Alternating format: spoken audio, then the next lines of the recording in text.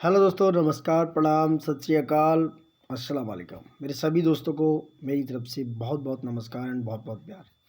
तो दोस्तों, ये हम विजन आईएएस का जो नवंबर मंथ का है, जो करंटली मंथली जो मैगजीन आता है उसको हम समराइज़ कर रहे हैं दोस्तों। जो करंटली मंथली मैगजीन होता है नवंबर का, थोड़ा तबीयत नासाज है तो क्षमा प्रार्थी हैं, आपसे क्षमा मांगते हैं इस बात के लिए कि अगर कुछ भी अनवांटेड बोल देते हैं तो उसको इग्नोर कर दीजिएगा। तो दोस्तों, ये नवंबर का है जो प्रीलिम्स 2022 और आपके लिए भी बहुत ज़्यादा इम्पोर्टेंट होने वाला है दोस्तों। ठीक है, तो स्टार्ट करते हैं। ये बाइलेटरल इन्वेस्टमेंट ट्रीटी से है, जो थोड़ा कल टॉपिक छूट गया था कि वो न्यूज़ में क्यों है। रिसेंटली रीजन ये रहा दोस्तों, रीज़न ये रहा कि जो स्टैंडिंग कमेटी है एक्सटर्नल अफेयर्स पे, इनकी जो विदेश मंत्रालय है उसकी स्टैंडिंग कमेटी ने एक रिपोर्ट सबमिट की है India and bilateral investment treaties के लिए।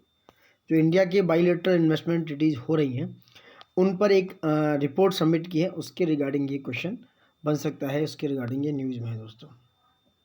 ठीक है, तो स्टार्ट करते हैं अबाउट बाइलेटरल इन्वेस्टमेंट ट्रीटीज़ की होती क्या है, पहले तो ये समझो। देखो, बाइलेटरल इन्वेस्टमेंट ट्रीटीज़ का मतलब है कि ये दोनों साइड से, यानी कि दोनों तरफ से ये ट्रीटीज़ होती हैं, कंप्लीट होती हैं। एक तरीके से ये एमओयू होते हैं, मेमोरेंडम ऑफ अंडरस्टैंडिंग होते हैं, उनको बीआईटी बोला जाता है। ये एक इंटरनेशनल लेवल का एग्रीमेंट होता है दोस्तों पहले। उसके बाद वो अपनी कुछ टर्म एंड कंडीशंस, जैसे आप देखते हो कभी भी बीमा पॉलिसी लेते हो या कुछ भी ऐसा करते हो तो टर्म एंड कंडीशंस उसमें एस्टेब्लिश होती हैं हमारे अपने प्राइवेट इन्वेस्टमेंट के लिए या हमारे गवर्नमेंटल इन्वेस्टमेंट के लिए। तो ये होता है एक international agreement between two countries.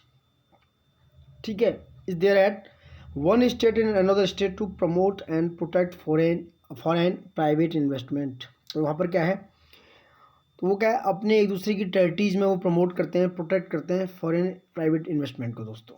तो ये होता है एक बीआईटी। ये क्या होता है, बाईलेटरल, यानी कि दोनों तरफ से इन्वेस्टमेंट करने के लिए एक ट्रीटी, जहाँ पर कुछ लीगली कुछ टर्म एंड कंडीशंस होते हैं जो अप्लाई होते हैं, और वहाँ पर क्या होता है, एक दूसरे की टेरिटरी में प्रमोट करते हैं। ठीक है, ट्रेड हो या बहुत सारी चीज़ें कुछ भी कर सकते हैं वो ट्रेड, मतलब जैसे जैसे जो टर्म एंड कंडीशन उसमें रिक्वायरमेंट है उसके हिसाब से। तो जो है बीआईटी एस्टेब्लिश होता है minimum guarantees between the two countries. ये मिनिमम गारंटीज के बीच होता है, दोनों कंट्रीज के बीच में जो फॉरेन इन्वेस्टर होते हैं। लेकिन जैसे नेशनल ट्रीटमेंट होता है, treating foreign investor as par with domestic companies. तो एक तरीके से ये हो गया फेयर एंड इक्विटेबल ट्रीटमेंट होता है। दूसरा था प्रोटेक्शन फ्रॉम एक्सप्रोप्राइएशन होता है। चौथा है प्रोटेक्शन ऑफ इन्वेस्टर्स राइट, यानी कि इन्वेस्ट जो पैसा लगा रहे हैं उनके राइट्स के बारे में है, वो क्या कर रहे हैं क्या नहीं कर रहे हैं, उनका एक्सप्रोप्राइशंस क्या है, यानी कि किसी भी कंट्री की लिमिट एबिलिटी क्या है, they have take over foreign investment in इस टेरिटरी और नॉट। तो उसका जो एक्सप्रोप्रिएशन है वो क्या है, वो फेयर है या नहीं है, इंटरनेशनल लॉ के अकॉर्डिंग है कि नहीं है। तो दे आर सम जो कंट्रीज हैं उनके बीच में कुछ ऐसे मिनिमम गारंटीज़ हैं, जिस तरीके से ये जो आपने देख रहे हो वो क्या होता है, एक तरीके से कंडीशन से अप्लाई होती हैं दोस्तों। ठीक है, अब आते हैं there are more than 2500 BITs active in the world today. यहाँ करीब 2500 से ज़्यादा बाइलेटरल इन्वेस्टमेंट ट्रीटीज एक्टिव हैं। वो यूनाइटेड नेशंस कॉन्फ्रेंस के अंकटाड के अकॉर्डिंग हो, वो मेंटेन करता है इन BITs को। यानी कि जो अंकटाड है that is stand for United Nations conference on trade and development. They maintain a database of all BITs between all states। तो अंकटाड का काम है जितनी भी बाइलेटरल ट्रेड है वो क्या करता है, इनको होल्ड करता है, इनको क्या करता है, इनको देखता है, इनको मेंटेन करता है दोस्तों। ठीक है, तो अंकटाड क्या है, थोड़ा अंकटाड के बारे में बताता हूँ। UNCTAD अंकटाड क्या है दोस्तों। अंकटाड जो है, अंकटाड पहली बात 1964 में एस्टेब्लिश हुआ था। It was establish in 1964 and inter governmental, ये याद रखना क्योंकि पूछ लेता है यूपीएससी कई बार डायरेक्ट इंटर गवर्नमेंटल है या नहीं है। तो 1964 में एस्टेब्लिश हुआ and inter governmental organisations intend to promote the interest of developing state. देखो वर्ड अगर पकड़ लोगे यूपीएससी में तो आप कुछ भी पकड़ लोगे। तो डेवलपिंग स्टेट के लिए क्या करता है ये, interest of developing states in world trade. UNCTAD is the part of the United Nations secretariat dealing with trade. सबसे पहले क्योंकि पूछ सकता है किस किस में डील करता है, ट्रेड, ट्रेड के बाद करता है इन्वेस्टमेंट एंड डेवलपमेंट इशू। ठीक है दोस्तों, trade, investment and development issue. ना इसके हेडक्वार्टर की बात करें, इसका हेडक्वार्टर है जेनेवा, जेनेवा स्विट्ज़रलैंड में इसका हेडक्वार्टर है। और इसके जो सेक्रेटरी जनरल हैं वो रेबिका गिन्सपाइन, इसके कौन है, रेबिका REBEACAGRYNSPN, रेबिका ग्रेन्सपैन इसके कौन है, सेक्रेटरी जनरल हैं। और 30 दिसंबर 1964 इसका एस्टेब्लिश यानी कि फाउंडेशन डे है दोस्तों, ठीक है। और यूएनओ इसका पेरेंटल ऑर्गेनाइजेशन है, आप देख सकते हो। इतना ही बहुत है टट के बारे में, 1964 और ये सब याद रखना थोड़ा सा। इंडिया का जो एक्सपीरियंस है BITs में वो क्या है, BITs बोले तो stand for bilateral investment treaties, ठीक है। यहाँ से आप पढ़ सकते हो, ये पुराना रिकॉर्ड है, पास्ट रिकॉर्ड है। इंडिया ने 1994 में यूके के साथ यानी कि यूनाइटेड किंगडम के साथ फर्स्ट BIT साइन किया। उसके बाद 83 कंट्रीज़ को उसने ऐड ऑन किया। उसके बाद BIT को क्या किया उन्होंने, एक इंडियन मॉडल निकाला 1993 में। उसके बाद ये पास के बाद आए 2001 और 2000 के बीच में बहुत सारे FDI इनफ्लो हुए इंडिया में इस BIT के थ्रू ही दोस्तों, ठीक है। उसके बाद बात करते हैं 2011 में ये इंटरनेशनल ट्रिब्यूनल बनाया गया, India to pay 4.10 million Australian dollar, like that, आप देख सकते हो। उसके बाद आया ये सिंस इंडिया है sign the new BITs soft, ये सब देख सकते हो 2015 में। और ये देख सकते हो simultaneously India started receiving multiple notice under BITs। तो ये सारे क्या है, इंडिया का एक्सपीरियंस है विद BITs के साथ। अब देखो प्रॉब्लम कहाँ है, हमें बात करनी है प्रॉब्लम्स और सॉल्यूशन में। UPSC पूछता है भैया तुम्हारा क्या वे फॉरवर्ड है, तुम्हारा दिमाग चल कैसे रहा है। तो जो इशू है मॉडल BITs के साथ वो क्या है, there was a knee jerk reaction to the white industries. एक तरीके से एक नी जर्क रिएक्शन आ रहा है जो वाइट इंडस्ट्रीज हैं उनकी तरफ से, उनके लिए एक ऐसा मतलब नी जर्क टाइप से कह सकते हो, उसको मैं क्या ही बोलूँ हिंदी में, उस तरीके का एक तरीके से कह कि वो खुश नहीं है, हैप्पी नहीं है। Because the series of notice that India receive, जो कि इंडिया रिसीव कर रहा है नोटिस वगैरह, the result the sole focus is on limiting the liability for the host state and raise the bar required to bring a claim under the BIT through provision such as. क्या क्या है, number 1 पहले तो narrow definition of investment. सबसे बड़ी बात क्या है दोस्तों कि जो डेफिनेशन है इन्वेस्टमेंट की वो छोड़ दो, क्या है हमें नहीं पता। इन्वेस्टमेंट का जो टर्म्स एंड कंडीशन रखा जाता है वो क्लियर आउट नहीं होता है कि वो क्या होगा, कैसे कैसे होगा, कैसे कैसे पोर्टफोलियो होंगे, या किस तरीके की डेब्ट सिक्योरिटीज़ लेंगे, या किस तरीके के जी सिक्योरिटीज़ होंगी वगैरह वगैरह। तो ये बहुत नैरो होती है इन्वेस्टमेंट की डेफिनेशन, वहाँ पर आप क्लियर कट नहीं हो पाते हैं। जो एंटरप्राइजेज हैं तो they have narrow enterprise based definition for investment, only direct investment are protected under the treaty. यानी कि एक डायरेक्ट इन्वेस्टमेंट करो तो वो क्या है, इट इज़ प्रोटेक्टेड, अदरवाइज आप देख सकते हो। सेकंड क्या है, एग्जॉशन ऑफ डोमेस्टिक रेमेडी। ये बहुत एग्जॉस्टिक तरीके से स्लो कर देता है, जो डोमेस्टिक रेमेडी है वो क्या करती है, बहुत स्लो कर देती है। जैसे आप ईज ऑफ डूइंग बिजनेस 2020 की रिपोर्ट देखेंगे, हमारी जो इंडिया है, India currently ranks 163 out of 190 countries. यानी कि डूइंग बिजनेस में हमने क्या किया है, हमारी रैंक बहुत सुधार हो गया है, 163 पर पहुंच गए हैं 190 कंट्रीज़ के बीच में। 2020 की ये रिकॉर्ड है, रैंक थी 163 कंट्री, ठीक है दोस्तों। तीसरा, wide discretionary power to host state. जो होस्ट स्टेट है जहाँ पर ये जहाँ पर बायलैटरल ट्रेड हुआ है, इन्वेस्टमेंट हो रहा है, या जहाँ पर हम उसके साथ ट्रेड कर रहे हैं, उनकी जो डिस्क्रिशनरी पावर है ना वो बहुत वाइड होती है। होस्ट स्टेट जो है they can unilaterally exclude any dispute. वो क्या है, एक्सक्लूड कर देते हैं किसी भी डिस्प्यूट को from the जुडिक्शन of A tribunal. किसी भी ट्रिब्यूनल का जुडिक्शन होता है उससे क्या करते हैं, they unilaterally exclude that dispute. Mainly देखा जाए they are asserting that the conduct in a question is a subject matter of taxation. Taxation के बेस पे क्या होता है, बहुत सारे इशू क्रिएट हो जाते हैं एक तरीके से। जो होस्ट स्टेट है वो क्या कर देता है, अलग तरीके से उस जुडिक्शन से जो भी डिस्प्यूट है उसको बाहर कर देता है। तो बहुत सारे टैक्सेशन इशू, बहुत सारी ड्यूटीज़, बहुत सारे टैक्सेस, इस तरीके का एक सिनेरियो आ जाता है। तो उसकी बहुत अलग तरीके से कहते हैं ना कि एक बहुत अलग वे में वो देखना शुरू कर देते हैं, जिससे होता क्या है, फिर वो जो आपको ट्रेड करने में जो आपने BIT किया है उसको पूरी तरीके से सक्सेस करने में प्रॉब्लम इशू होने लगते हैं दोस्तों। तो ये एग्जॉशन ऑफ डोमेस्टिक रेमेडी है, ये देखो BIT मैंडेट करता है जो डोमेस्टिक रेमेडी है, they are initiating for international arbitration proceeding. International arbitrating जो प्रोसीडिंग है उसका मतलब है अगर कोई भी प्रॉब्लम आ रहा है तो जो इंटरनेशनल आर्बिट्रेशन है, जो मीडिएटर है, जो उस प्रोसीडिंग को सॉल्व करने वाले हैं, ये वहाँ पर क्या करते हैं, इनिशिएट कर देते हैं, वो इनिशिएट लेना शुरू कर देते हैं। क्योंकि वो एग्जॉशन हो जाता है और वो डोमेस्टिक रेमेडी के लिए क्या करते हैं, मैंडेट होना शुरू हो जाता है दोस्तों। ठीक है, this does little to increase confidence in foreign investors. अगर ऐसा होता है तो जो फॉरेन इन्वेस्टर्स हैं आपके देश में पैसा लगाने आ रहे हैं या इन्वेस्ट करने आ रहे हैं, तो उनका क्या है, जो कॉन्फिडेंस है वो बिल्डअप होता है, वो थोड़ा सा इंक्रीज हो जाता है, जिससे कि एक तरीके से ट्रेड अच्छे तरीके से होना शुरू हो जाता है। एक कमेटी है, उनकी रिकमेंडेशन देखिए क्या है। कमेटी ने ऑब्जर्व किया है कि जो BITs हैं, नंबर ऑफ BIT आफ्टर 2015 यानी कि 2015 के बाद जो इंडिया के द्वारा साइन किए गए हैं, the number and negotiation under negotiation are inadequate to attract the required FDI in India. उन्होंने कहा कि जो 2015 के बाद जितने भी BIT साइन किए इंडिया के द्वारा, तो उनके जो नंबर हैं वो क्या है, अंडर नेगोशिएशन में है। आपको भैया इनएडुकेट यानी कि अट्रैक्टिव तरीके से FDI मतलब अपर्याप्त नहीं होगा, वो इनएडुकेट नहीं होगा आपके लिए, आपको अच्छे तरीके से नेगोशिएट कर सकते हो, आप उसको लगा सकते हो। इनएडुकेट नहीं है वो, they are not inadequate to attract the requirement for the FDI in India. उसकी रिकमेंडेशन दी कमेटी कि भैया नए जो BITs हैं उनको साइन करो, क्योंकि जो पहली बात क्या है, साइन कैसे होंगे, अगर आपको BIT साइन करने हैं तो सबसे पहले जो सेक्टर हैं उनकी प्रायोरिटी समझो क्या है, किस सेक्टर में हमें बायलैटरल इन्वेस्टमेंट लगाना है, बायलैटरल ट्रेड्स करने हैं, तो उसकी प्रायोरिटी को समझो, उसको आइडेंटिफाई करो हमारी कंट्री के साथ, which India had such treaties in the past, जैसे कि इंडिया ने कुछ ऐसे ट्रीटीज पास्ट में किए भी हैं।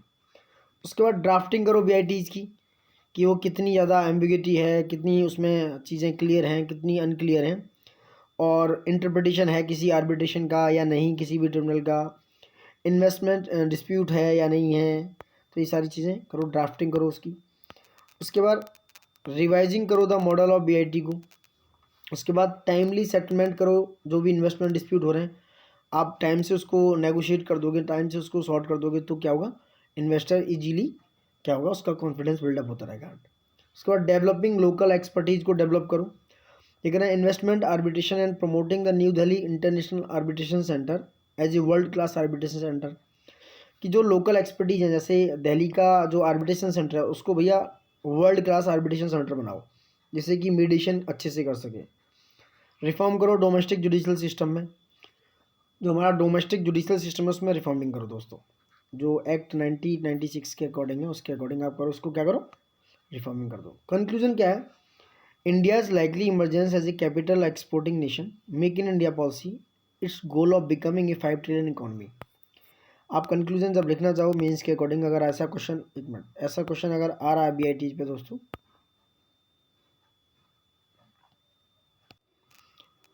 तो आपको कंक्लूजन जब लिखना है तो क्यों है reason, India is likely emergence as a capital exporting nation, वो उस तरफ बढ़ने की कोशिश कर रहा है, कैपिटल एक्सपोर्टिंग नेशन, जैसे मेक इन इंडिया पॉलिसी है कि हम इंडिजनाइजेशन करना चाहते हैं, और 5 ट्रिलियन इकोनॉमी इसको बनना है हमारे इंडिया को 2025 तक। And global companies they can contemplate moving their investment away from China, China से वो डिस्टेंस बना के रखें क्योंकि चाइना में ज़्यादा इन्वेस्टमेंट नहीं पहुंच जाए। तो ये सारे कंक्लूजन में आप लिख सकती हो कि with India's emergence like that, तो ये होगा आपका कंक्लूजन बिटवीन द BITs। जब आप किसी भी BITs पे बायलैटरल इन्वेस्टमेंट ट्रीटीज के ऊपर लिख रहे हो तो then you can add on your words, ठीक है। नेक्स्ट है 2.3 दोस्तों, इंडिया रसिया मिलिट्री कॉपरेशन। ये काफ़ी न्यूज़ में है क्योंकि लास्ट 2021 में रसिया और अमेरिका के साथ और इसराइल के साथ ज़्यादा चर्चा में था, चाइना के साथ जो इशू था पाकिस्तान के साथ POK पे, इस साल रसिया के साथ थोड़ी चीज़ें बढ़ रही हैं। ये 21वीं इंडिया रसिया समिट है दोस्तों जो अभी हुई है, जिसने sign 10 year defence cooperation pact है। किसके लिए, क्योंकि अभी रसिया S-400 एयर डिफेंस सिस्टम क्या है इंडिया को देने जा रहा है, वो डिलीवर करने जा रहा है, इसलिए भी ये न्यूज़ में है। India Russia military corporations, military का कॉपरेशन है, डिफेंस का कॉपरेशन है, स्ट्रेटेजिक है, कल्चरल है, सारी चीज़ों पे आप बात कर सकते हो, क्वेश्चन कहीं से भी अराइज हो सकता है। पहले बैकग्राउंड समझो India Russia defence and security cooperation का। ये एक बेस प्रिंसिपल है इंडिया और रसिया के बीच में म्यूचुअल ट्रस्ट का, respect for each others core national interest, जो उनके कोर नेशनल इंटरेस्ट हैं, ठीक है। एंड उसकी बहुत सारी सिमिलरिटीज़ हैं बहुत सारे इंटरनेशनल एंड रीजनल इशूज़ पे दोस्तों, ठीक है। इसलिए क्या है, ये बैकग्राउंड देख सकते हो आप। और दोनों नेशंस क्या हैं, they are long standing and time tested partners हैं, वो लंबे समय से एक दूसरे के साथ खड़े हुए हैं। 1971 में अगर हम बात करें, both nations sign the treaty of peace, 1971 में एक ट्रीटी साइन हुई थी, friendships and cooperations and become strategic partner in 2000 में भी एक ट्रीटी साइन हुई। तो इसका इंपॉर्टेंस आप देख सकते हो, इसका रेलेवेंस क्या है इन्फोग्राफिक वे में आप देख सकते हो। वहीं 2021 में एक समिट हुई, it another step India and Russia have take ahead with the first 2+2 dialogue of F foreign and defence ministers. ये 2+2 मिनिस्ट्रियल डायलॉग का मतलब होता है कोई भी 2 मिनिस्ट्री इसमें इन्वॉल्व हो रही हैं दोस्तों। तो ये 2021 का जो सबसे पहला स्टेप रहा वो यही रहा कि foreign and defence ministry they have exchange the views and opinion about global and regional political security developments. तो this is all about India Russia defence and security cooperation दोस्तों, ठीक है। बात करते हैं मेजर एग्रीमेंट की, आप पढ़ना चाहो तो पढ़ सकते हो, थोड़ा ब्रीफ कर देता हूँ। देखो, एक जॉइंट प्रोडक्शन था more than 6 lakh AK-203 assault rifles का, यानी कि अगर बात करें 6 लाख AK-203 असॉल्ट राइफल जो हैं advance self reliance defence manufacturing sector में क्या होगा, एक जॉइंट प्रोडक्शन होगा इंडिया और रसिया के बीच में। देज 21st इंडिया रसिया समिट का ये क्या है, एक तरीके से मेजर एग्रीमेंट है, दे हैव साइंड इट। और दूसरा प्रमोट करेंगे एक दूसरे के इकोनॉमिक कॉपरेशंस को, जो बायलैटरल ट्रेड है उसको बढ़ाकर कितना करना है, $30 बिलियन करना है, और बायलैटरल इन्वेस्टमेंट के $50 बिलियन करना है दोस्तों 2025 तक। तो it's a very very difference between bilateral trade and investment, ठीक है, ये कभी और बात करेंगे। Reserve bank of India and bank of Russia ने जॉइंटली रिस्पॉन्ड किया है कि जो साइबर अटैक होते हैं बैंकों में उसके अगेंस्ट में वो रिस्पॉन्ड कर रहे हैं। तो ये भी एक पूछ सकता है क्वेश्चन कि कौन कौन से कंट्रीज़ के बीच में साइबर अटैक्स पर एक जॉइंट टीम बनी है या जॉइंट तरीके से काम कर रहे हैं, जॉइंटली तरीके से, ठीक है। और they are against terrorist organisations like ISIS, al Qaeda, ठीक है, LTE है, during drug trafficking and organised crimes. तो ये उनके क्या हैं, सिमिलर व्यूज़ हैं, यानी कि वो टेररिज्म के अगेंस्ट हैं, ड्रग ट्रैफिकिंग के अगेंस्ट हैं, ऑर्गेनाइज क्राइम के अगेंस्ट हैं। तो ये मेजर इशू हैं दोनों के बीच में, सॉरी मेजर इशू दोनों के साथ नहीं, दोनों के साथ में क्या है, म्यूचुअल जो इशूज़ हैं वो जो लड़ना चाहते हैं इसके अगेंस्ट, ये दोनों रसिया और इंडिया। अब देखो डिफेंस एंड सिक्योरिटी कोऑपरेशन क्या है, समझो। डिफेंस रिलेशन इंडिया रसिया के बहुत ज़्यादा क्या है, बहुत सारे डायमेंशंस हैं इसके, but not limited to arm, यानी कि ये सिर्फ आर्म तक नहीं है कि हम भैया सिर्फ हथियार ही ले रहे हैं, आर्म ट्रेड तक रिलेटेड नहीं है, बहुत सारा मतलब डायमेंशंस हैं। पहली बात क्या है, military and military technical cooperations. देखो मिलिट्री और military technical cooperation they are different thing. Military का कोऑपरेशन है कि वो एक्सरसाइज भी करती हैं सारी, नेवी हो, आर्मी हो या एयरफोर्स हो। मिलिट्री टेक्निकल्स का मतलब जो इक्विपमेंट बना रहे हैं, जो टेक्निकल्स बना रहे हैं, या जो जहाँ भी जरूरत पड़ रही है वो टेक्निकल्स का कोऑपरेशन है दोनों के बीच में। They have a pillar of special and privilege strategic partnership between India and Russia, ठीक है। एक अलग तरीके का प्रिविलेज है दोनों के लिए, स्पेशल प्रिविलेज है, एक पिलर है कि वो स्ट्रेटेजिक पार्टनरशिप दोनों के बीच में बहुत मजबूत है। इंडिया ने परचेज किया MiG-21 रसिया से दोस्तों, पहले जब कब 1962 में। MiG-21 को 1962 में रसिया से लिया जब वो USSR कहलाता था, ठीक है। ये एक बहुत वार्म रिलेशन था, एक बहुत गर्मा गर्मी वाला एक प्यार, एक बहुत मजबूत रिलेशन था। Because of commonality of interest they have expand the cooperation to other arm forces, ठीक है। उस समय प्रमोट कर रहे थे licence production, maintenance and repair operation in India, वो रसिया उस समय कर रहा था। वहीं 2009 में एक bilateral intergovernmental military and technical cooperation हुआ, 2011 से 20 के बीच के लिए ये साइन हुआ था।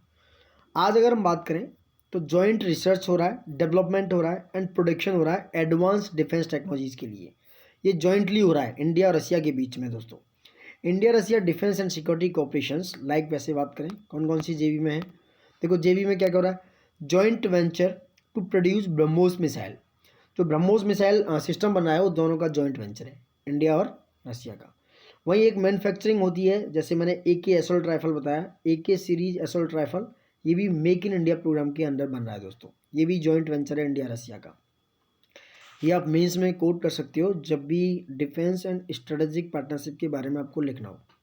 शेयर होल्डिंग है गवर्नमेंट के जॉइंट वेंचर्स में, लाइक मैन्युफैक्चरिंग कर रहे हो KA-226T हेलीकॉप्टर्स, जॉइंट वेंचर के साथ बना रहे हैं। ये भी पूछ सकता है कि ये किस किस के बीच में है, ये क्वेश्चन आ सकता है, तो माइंड में थोड़ा सा ट्रिम करके चलिएगा।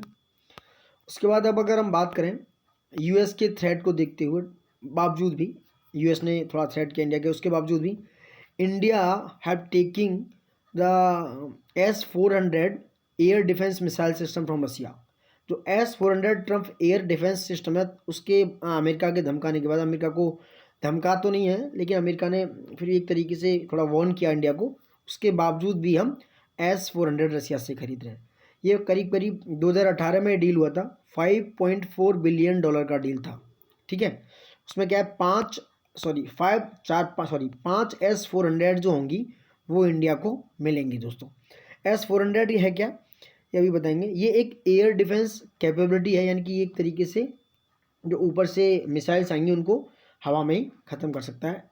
ये जो वो सिस्टम है air defence missile system, defence करेगा मिसाइल से आपकी।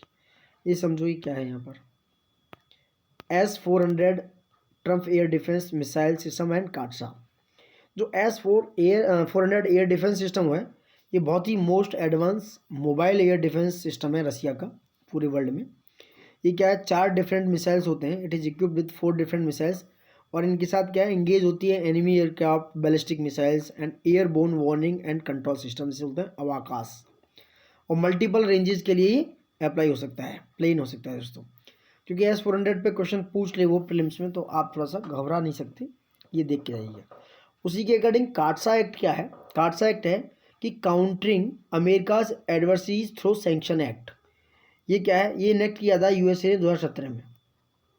ये इम्पोज करता है 3 सेक्शन, कौन कौन पे, 3 नेशंस पे काटसा है, रसिया, ईरान एंड नॉर्थ कोरिया। मतलब इसका मतलब है कि भैया जो अमेरिका की एडवर्सरीज को काउंटर कर रहे हैं उनसे क्या आपको डील नहीं करनी है, आप उनसे ट्रेड नहीं करेंगे आर्म के रिलेटेड।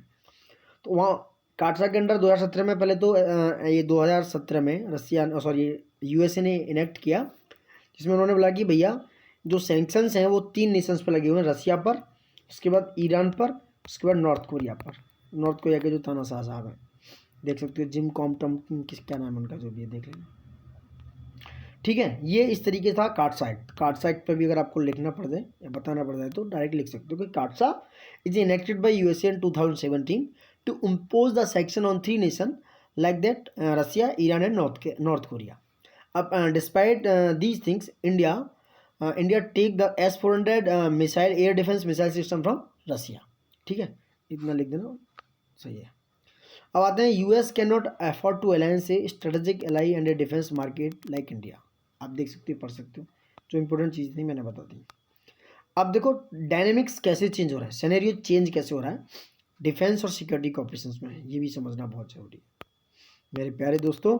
ये अपील, रिक्वेस्ट, निवेदन, जो भी समझना चाहते हैं आप समझिए। Please like, subscribe, comment, share कीजिए दबा के, जिससे हमें भी थोड़ा सा राहत मिले, ये जो हमारी तबीयत है थोड़ी और अच्छी हो जाए, नसात से अच्छी हो जाए। ये आपके ऊपर है, जो आप चाहे जो वो कर सकते हो, आप चाहे जो वो कर सकते हो, और दिन को रात और रात को दिन कर सकते हो। मतलब पढ़ने के मामले में भी फिट बैठता है। तो डायनेमिक्स कैसे चेंज हो रहा है ये समझो। S-400 ट्रम्प जो है वो डील कर रहा है like between India and Russia, ये देख सकते हो। सबसे पहली बात क्या है, they have effect of changing global and bilateral dynamics. कौन कौन से डायनेमिक्स चेंज होने वाला है समझो। ये जो वर्ल्ड ऑर्डर है उसको चेंज करने वाला है। इस समय जो देखा जाए, दो बाईपोलर वर्ल्ड है, यूएसए एंड चाइना पीक पर हैं, वो ग्लोबल पावर बनने के लिए फाइट कर रहे हैं। they have increased the closeness of two nations with rival superpower। ठीक है, चेंजिंग वर्ल्ड ऑर्डर। अगर ये डायनेमिक्स चेंज हो रहे हैं तो क्या है, वर्ल्ड ऑर्डर हो रहा है क्या, it will be change, it can be change, it could be change. कैसे, जो दोनों बाइपोलर वर्ल्ड हैं, they are rising new bipolar world with USA and China. एक ग्लोबल पावर है, इनकी the closeness of two nations and rival proper powers like USA and रसिया।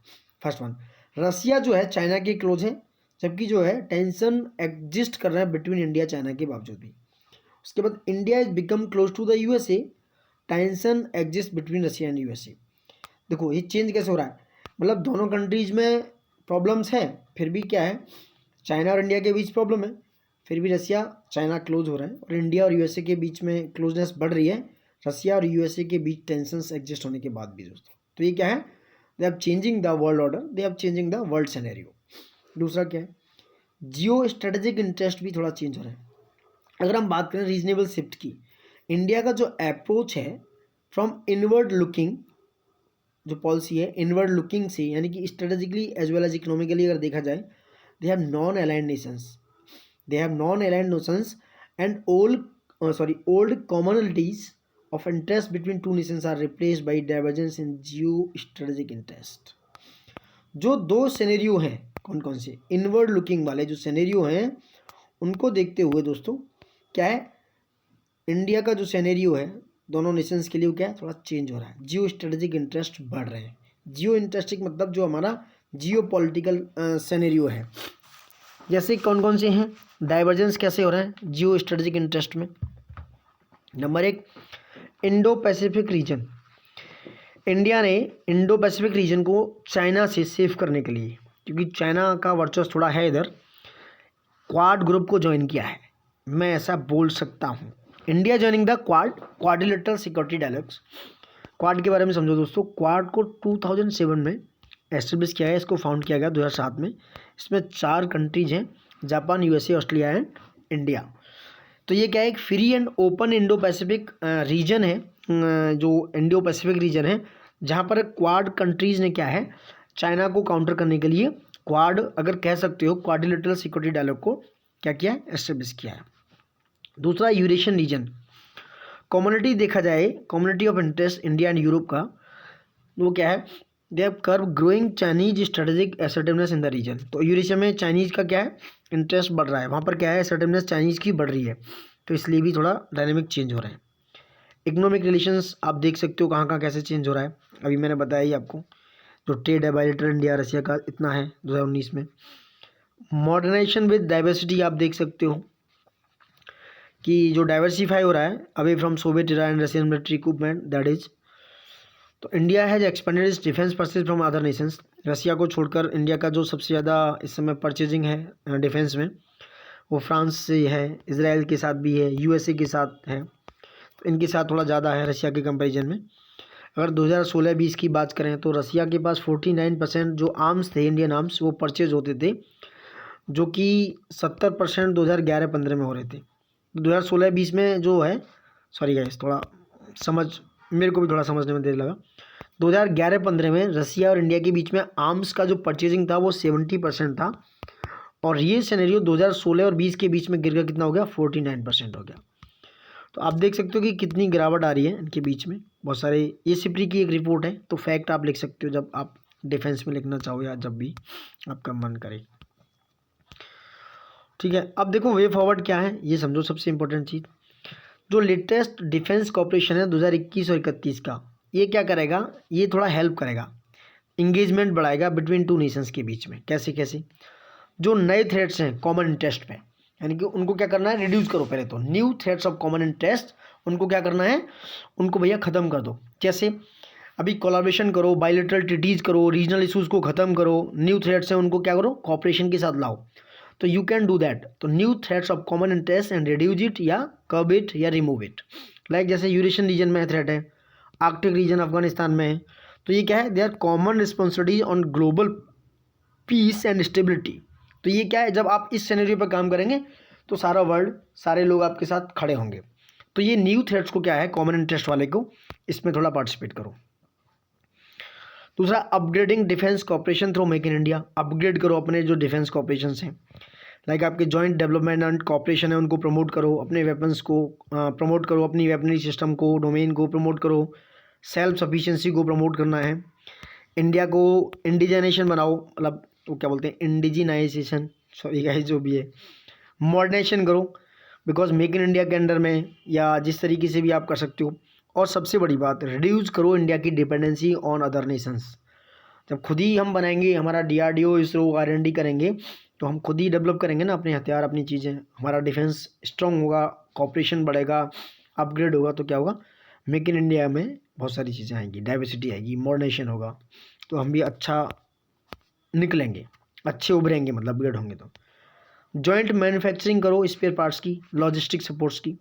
कैसे, part of with the large part of India defence equipment from Russia, मतलब वही है कि आप जो भी पार्ट हो रहे हैं, जैसे ब्रह्मोस बना रहे हो, उसी तरीके से स्पेयर पार्ट्स की भी मैन्युफैक्चरिंग करो आपस में, जिससे एक दूसरे के साथ टेक्निकल व्यूज ओपिनियंस एक्सचेंज होंगे और जो लॉजिस्टिक सपोर्ट है वो एक दूसरे के लिए मिलेगा। तो इससे क्या होगा, एक म्यूचुअल कॉपरेशन आएगा। तो आपको इसके होने से क्या होगा, you can enhance your military to military cooperation as well as you can enhance your upgradation your defence support system. और हमारे अपने जो रिलेशन है उन्हें अपग्रेड करो दोस्तों, ठीक है। और दूसरा क्या है, work on rule based international order. सबसे बड़ी बात है कि जो नॉर्म्स है इंटरनेशनल ऑर्डर पर, उनको ब्रेक मत करो। जो नॉर्म्स हैं उनके अंडर में काम करो, उनके लिए काम करो, और उनको दिमाग में, उनको माइंड में रखते हुए हमें काम करना चाहिए। To protect the strategic autonomy of not just self, strategic autonomy, self autonomy नहीं है, but of other as well as greater cooperation at UN का जो ग्रेटर कॉपरेशन है उसके साथ, लाइक ब्रिक्स, SCO, ठीक है, आसियान में हैं तो RCP में हम बाहर हो गए हैं, तो इनके साथ थोड़ा सा मतलब जेनेवा कन्वेंशन है, बहुत सारे कन्वेंशन है, तो इनके साथ क्या है, हमें एक म्यूचुअल कॉपरेशन बना के चलना है, rule based, law and order break नहीं करना एक तरीके से।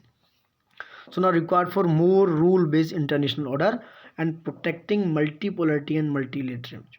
तो यहाँ पर एक रीजन भी है, जैसे UNO है वैसे ही ब्रिक्स, SCO है, ऐसे भी और रूल बेस्ड इंटरनेशनल ऑर्डर्स को तैयार करो अच्छे से। तो क्या होगा, उस पर वर्क होना शुरू होगा, और वर्क भी करो और इनको और अच्छे से, इम्पोर्टेंटली अगर इनको और अच्छा किया जाए, अपग्रेड किया जाए, तो भी हमारे इकोनॉमी के लिए, हमारी इंडिया के लिए और सारे जितने भी कंट्रीज हैं उनके लिए अच्छा ही है। तो क्या होगा, एक रूल बेस्ड इंटरनेशनल ऑर्डर क्या होगा, तैयार होगा, और उस पर सारे कंट्रीज वर्क करेंगे, ठीक है। जैसे इस तरीके का सिनेरियो तैयार हो जाएगा दोस्तों। अब देखो ये न्यूज इन शॉर्ट्स, ये इवन प्रीलिम्स के पर्सपेक्टिव से है वैसे तो दोस्तों ज़्यादातर, लेकिन कवर करते हैं जब दिया हुआ है, बाद में एक साथ इनकी अलग वीडियो बना देंगे। ये कह रहा है over 87,000 UN peace keepers face greater threat from complex conflicts. तो ये 87,000 UN पीस कीपर हैं जो फेस कर रहे हैं बहुत ज़्यादा थ्रेट को कॉम्प्लेक्स कॉन्फ्लिक्ट से। ये समझो क्या है। United Nations peacekeeping chief GN Pierre Lacroix हैं, इन्होंने बोला है, they said that UN peace keeping जो मिशन है are confronting greater threat today compare to 2 और 3 ईयर्स अगो। 2 और 3 सालों में उन्होंने क्या किया, पहले वो ज़्यादा थ्रेट महसूस कर रहे हैं, या ऐसा कुछ फील हो रहा है। कैसे चैलेंज क्या है थ्रेट के, चैलेंज है सॉल्व करने के उस कन्फ्लिक्ट को जो पीस कीपिंग फोर्सेज हैं आजकल, they have include that time. देख लो दोस्तों क्या है, conflicts are driven by multiple factors like ethnic tensions हैं, जैसे आप देख ही रहे हो इजराइल और सीरिया के बीच में है, इजराइल और गाजा पट्टी पे हमास के बीच में है, तो उनको क्या करना है, ये जो UN पीस कीपर्स हैं वो बहुत ज़्यादा ग्रेटर थ्रेट्स में हैं, बहुत सारे कॉन्फ्लिक्ट्स थ्रेट की वजह से। तो वो कौन कौन से हैं जो आपको सॉल्व करने हैं, जो आज के डेट में इंक्लूड है, तो आप देख ही रहे हो। एथनिक टेंशंस हैं बिकॉज ऑर्गेनाइज क्राइम हो रहा है, इलीगल एक्सप्लोटेशंस हो रहे हैं रिसोर्स के, माइंस के एंड ऑल, उससे क्या है, टेररिज्म बढ़ रहा है दोस्तों। तो conflict are driven by multiple factors, और multiple factors are ethnic tensions, organise crime, illegal exploitation of resources and terrorism and other things. दूसरा, कॉन्फ्लिक्ट्स आर मल्टी लेयर्ड। ये जो कॉन्फ्लिक्ट्स हैं कि सिर्फ लोकल लेवल पर नहीं है और ना ही नेशनल लेवल पे है, ये रीजनल एंड ग्लोबल लेवल पे भी है दोस्तों। जैसे बात करें increasing terrorist activity in Africa's, ये क्या कर रहे हैं, अफ्रीका का जो साहिल रीजन है वहाँ पर भी ये क्या है, बहुत अलग अलग सिनेरियो में कॉन्फ्लिक्ट है। प्रेजेंस ऑफ कॉन्फ्लिक्ट एनहेंसर्स देख सकते हो, इंक्लूडिंग डिजिटल टेक्नोलॉजीज, ये एनहेंस कर रही है। फेक न्यूज आजकल देख ही रहे हो कि कुछ का कुछ कर देते हैं, मिस इन्फॉर्मेशन, ये भी एक कॉन्फ्लिक्ट का कहीं ना कहीं बहुत बड़ा सिनेरियो है, कुछ भी दिखाते हैं कुछ भी बताते हैं इस तरीके से। पॉलिटिकल एंड सिक्योरिटी इन्वायरमेंटल जो डेटरेशन है, ये जो कम हो रहा है इन्वायरमेंटल डेटरेशन, इसकी वजह से भी क्या है, ये चीज़ें एग्जिस्ट कर रही हैं दोस्तों, ठीक है। अब इनका स्टेप क्या है, कौन कौन से स्टेप्स हैं, what steps have required to make UN piece keeping more effective, कैसे इनको सॉर्ट आउट किया सकता है एक तरीके से। ये कह रहे हैं इम्प्रूव कर दो मेडिकल सपोर्ट एंड इक्विपमेंट को, तो उससे क्या होगा, जो पीस कीपर्स हैं वो बहुत निम्बल, मोबाइल एंड रिएक्टिव हैं इस तरीके से, और स्पेशली मोर हेलीकॉप्टर्स तो क्या होगा, उन्हें to make peace keepers more nimble बना दो, मोबाइल कर दो, रिएक्टिव मतलब अलग तरीके से उनको शिफ्ट कर दो, कहीं रिएक्टिव कर दो उनको, बहुत ज़्यादा मतलब ज़्यादा भाग दौड़ ना हो, और मोर हेलीकॉप्टर स्पेशली, आप उस तरीके से सपोर्ट करके आप इसको सॉर्ट कर सकते हो। Increasing the number of women in peace keeping operation, as more women in peace keeping means more effective peace keeping. हाँ, नंबर ऑफ वीमेन बढ़ा दो, डिजिटल ट्रांसफॉर्मेशन कर दो। तो क्या है, जब डिजिटल ट्रांसफॉर्मेशन होगा तो जस्ट बेटर कम्युनिकेशन होगा, तो जो मिस इन्फॉर्मेशन है वो काउंटर होंगी दोस्तों। तो ये सारा कुछ करके आप क्या कर सकते हो, आप मोर इफेक्टिवली आप उसको क्या कर सकते हो, अच्छे से उसको सॉर्ट आउट कर सकते हो। यूएन पीस कीपिंग समझो, peace keeping operations get their mandate from UN security council, जो यूएनओ की सिक्योरिटी एजेंसी है, उनकी ट्रूप्स है and police are contributed by member state. इसके 3 बेसिक प्रिंसिपल हैं यूएन पीस कीपिंग के। नंबर 1, पार्टीज की आपसी सहमति, दूसरा इम्पार्शियलिटी, तीसरा नॉन यूज ऑफ फोर्स यानी कि फोर्स का यूज़ नहीं होगा। ये 3 क्या हैं, इसके बेसिक प्रिंसिपल हैं, accept in self defence and defence of the mandate. ये तब तक नहीं होगा फोर्स का यूज जब तक कि सेल्फ डिफेंस की ज़रूरत नहीं पड़ रही है। सेल्फ डिफेंस की यूज होगा अगर ज़रूरत पड़ी तो फोर्स का यूज हो सकता है दोस्तों, ये है उसके बारे में। दूसरा न्यूज़ है, India and USA agree on a transitional approach of equalisation levy, इसे बोलते हैं ईएल बोलते हैं इसे। दोनों साइड से क्या है, ट्रांजिशन फ्रॉम ईएल यानी कि डिजिटल टैक्स है, ये इक्विजिशन लेवी को एक तरीके से डिजिटल टैक्स बोल सकते हो। तो अच्छे तरीके से सेटलमेंट हो रहा है on the lines of one reach under unilateral measure compromising among UK, Australia, France, Italy and Spain other. ठीक है, 2021 में अगर बात करें 136 कंट्रीज इंक्लूडिंग इंडिया के साथ में including India, they have agree to enforce a global minimum corporate tax rate of 15%। ये काफ़ी चर्चा में भी रहा था, यानी 136 कंट्री ने अक्टूबर 2021 में बोला कि हम global minimum corporate tax rate बनाना है जो 15% के अप्रॉक्स होगा दोस्तों। ये क्या है, as well as an equitable system of taxing profit of big companies in market where they are earned. उसी तरीके से क्या कर रहे हैं, वो एक सॉल्यूशन और लेके आ रहे हैं कि ग्लोबल टैक्स जो डील है, they have global tax deal consist of 2 components. पहला पिलर है reallocation of additional share of profit to market jurisdiction. दूसरा है जो मिनिमम टैक्स है, consisting of minimum tax and subject to tax rules. ये सारी चीज़ें हैं, बहुत ज़्यादा इंपॉर्टेंट नहीं है क्योंकि ये कई बार आ चुका है। India you expect India will continue to impose EL till March 31, 2024 तक until the implementation of pillar 1 whichever is earlier। जल्दी से जल्दी जो पिलर 1 की बातें हैं, जो about reallocation of additional share of profit to the market jurisdiction, उसको अप्लाई कर देगा 31 मार्च 2024 तक। तो ये था आपके इक्वलाइजेशन लेवी यानी कि डिजिटल टैक्स के बारे में। ठीक है, जैसे गाफा लगाया था ना फ्रांस ने। अब तीसरा जो टॉपिक है दोस्तों इकोनॉमी है, वो हम नेक्स्ट वीडियो में देखेंगे, बहुत ज़्यादा लंबा नहीं कर रहे हैं वीडियो को। तो दोस्तों एक बार फिर से रिक्वेस्ट करते हैं, निवेदन करते हैं आपसे, और please like, subscribe, share, comment करते रहिए, ज़्यादा से ज़्यादा शेयर कीजिएगा अगर हमारी रीच आप तक पहुंच पा रही है तो। So thank you for watching it and love you all.